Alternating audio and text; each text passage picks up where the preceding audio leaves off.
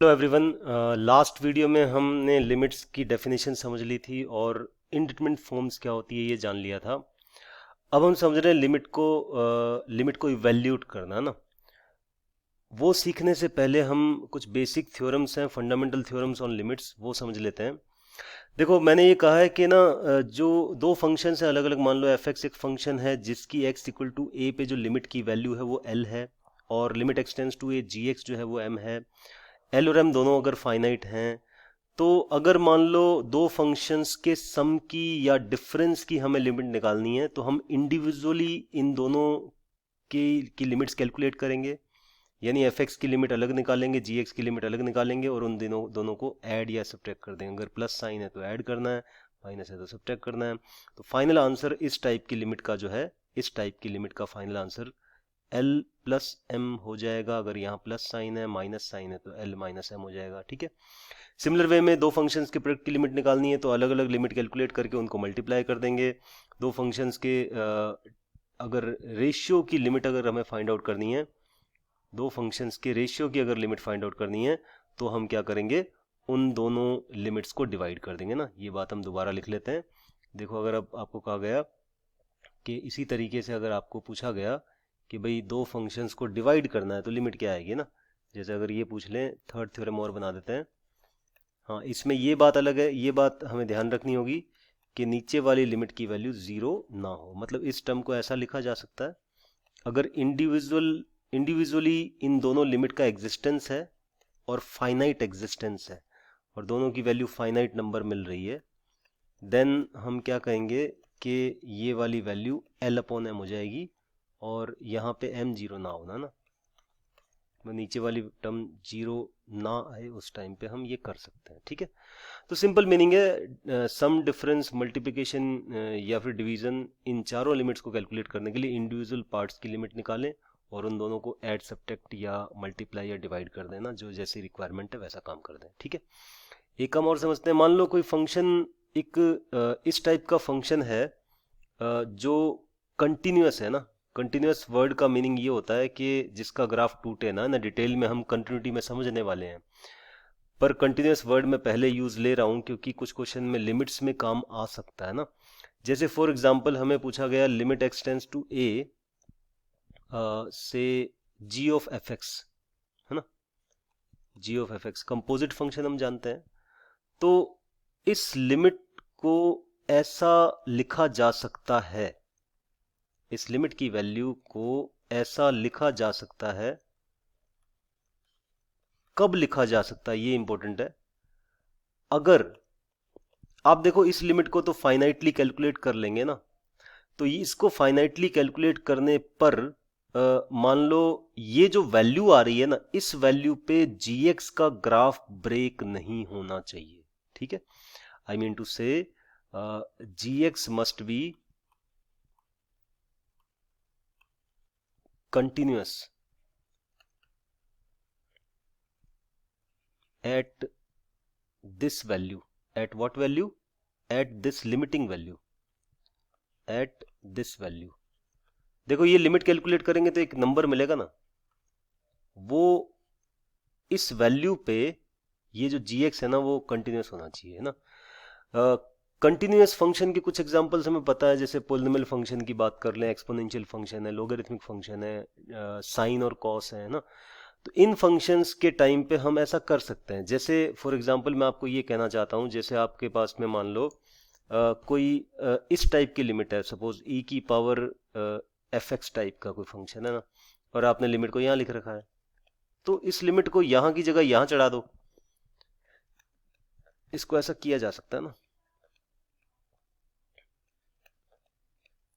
ठीक है, ऐसा कर सकते हैं। ये लिमिट की वैल्यू निकाल लेंगे, इसका आंसर आ जाएगा। सिमिलर वे में मान लो आपको सपोज कैलकुलेट करना है limit x tends to A, suppose F X का की पावर मान लो कुछ भी 3 कैलकुलेट करनी है, तो इसको क्या करेंगे, लिमिट को अंदर ले जाओ, लिमिट को अंदर ले जाके कैलकुलेट कर लो।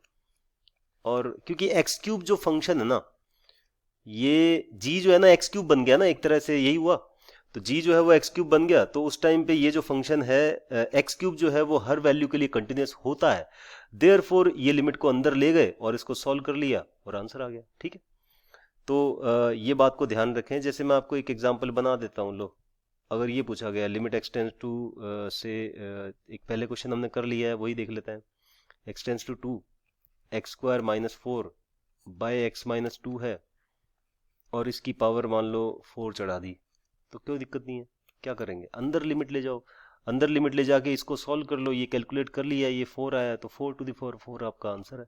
ठीक है, इसको कैलकुलेट कर लेना है, 16 का स्क्वायर 256 बन जाएगा। ठीक है, तो इस टाइप से हम ये काम कर सकते हैं। तो ये बेसिक थ्योरम्स हमें याद रखनी है। ठीक है, अब हम आगे चलते हैं। हमने पढ़ लिया है कि लिमिट कितने टाइप के, मतलब कितने टाइप के क्वेश्चंस होंगे, ये बात आपने जान ली थी। अब हम ना कुछ मेथड्स समझते हैं। ये है methods to evaluate the limit. ठीक है, मेथड्स भी हैं, साथ में ये कहें कि ना इनडिटरमिनेंसी को हटाने के तरीके। ठीक है ना, जो इनडिटरमिनेंट फॉर्म है उसको हटाने के तरीके भी साथ में ही बता रहा हूँ, और साथ में मतलब ये मेथड्स भी साथ में ही हो रहा है ना। तो ऊपर आप हेडिंग लिख सकते हैं methods to evaluate the limit. ठीक है, अब मैंने आपको एक बात बताई थी कि अगर मान लो आपको ये लिमिट कैलकुलेट करनी है, ये लिमिट कैसे कैलकुलेट करेंगे, ये हमारा बड़ा क्वेश्चन है। ठीक है, पूरा चैप्टर इसी पे बेस्ड है, ये लिमिट क्या आएगी ना, कैसे आएगी। तो इस लिमिट को कैलकुलेट करने का पहला तरीका है डायरेक्ट सब्स्टिट्यूशन ना, डायरेक्ट सब्स्टिट्यूशन।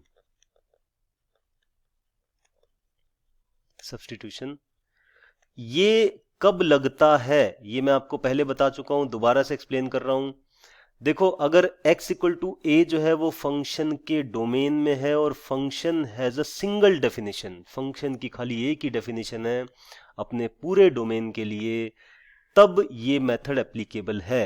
पोलिनोमियल फंक्शन में एप्लीकेबल है, रैशनल फंक्शन में एप्लीकेबल है, एक्सपोनेंशियल फंक्शन में एप्लीकेबल है, लॉग वाले फंक्शन है उनमें एप्लीकेबल है, आईटीएफ में भी एप्लीकेबल है।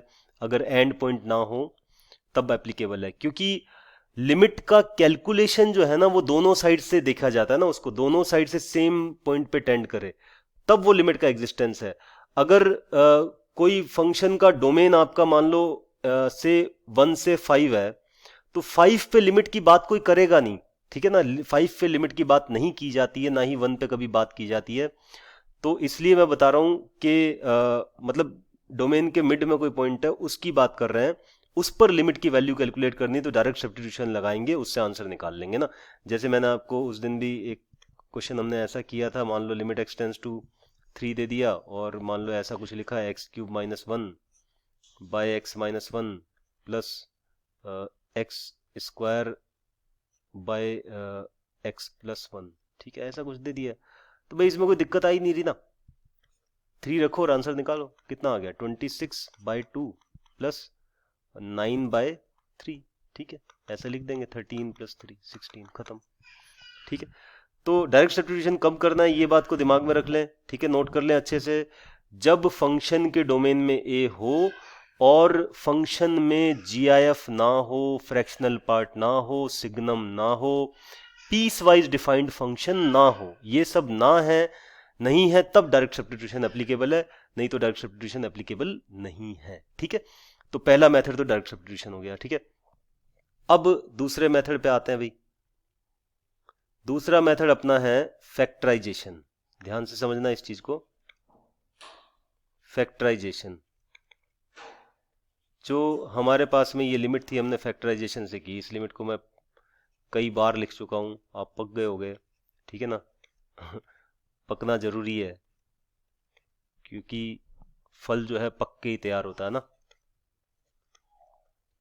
तो इसको फैक्टराइज किया, फैक्टराइज, देखो x टेंस टू 2 का मीनिंग मैंने बताया, इस मीनिंग को डेप्थ से समझो भाई। फिर से बोल रहा हूं कि x टेंस टू 2 का मतलब है x 2 की तरफ जा रहा है, 2 है नहीं। ठीक है ना, तो 2 की तरफ जा रहा है, तो सिंपल सी बात है, ये x माइनस 2 जो है 0 की तरफ जा रहा है, 0 है नहीं।